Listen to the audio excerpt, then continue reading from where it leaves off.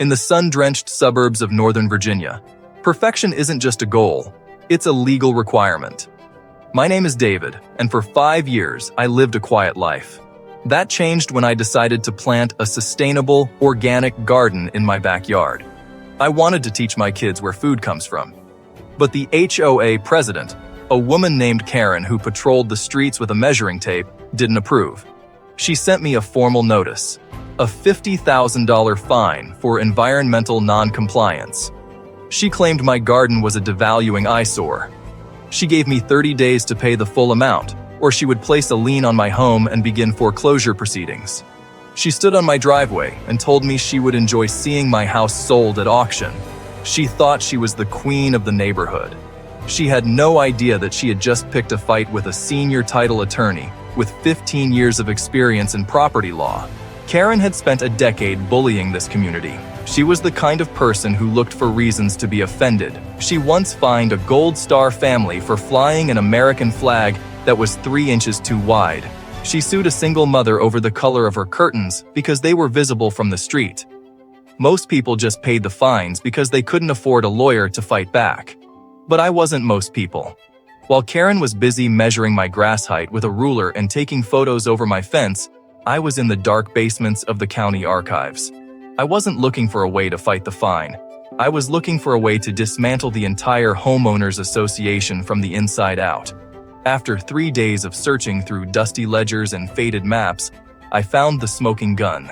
It was a 1924 historic land deed that had been overlooked for half a century.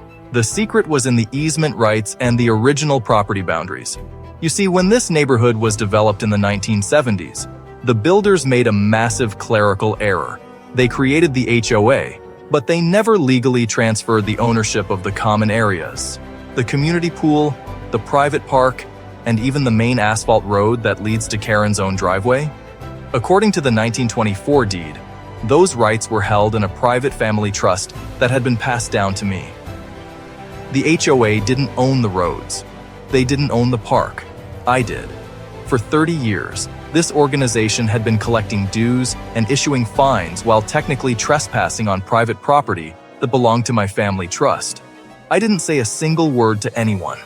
I let the 30-day clock tick down to the very last hour, watching Karen gloat from her front porch, thinking she was about to take my home. On day 30, Karen walked up my driveway with a sheriff and a foreclosure notice. She was smiling, ready to win. I didn't reach for my wallet.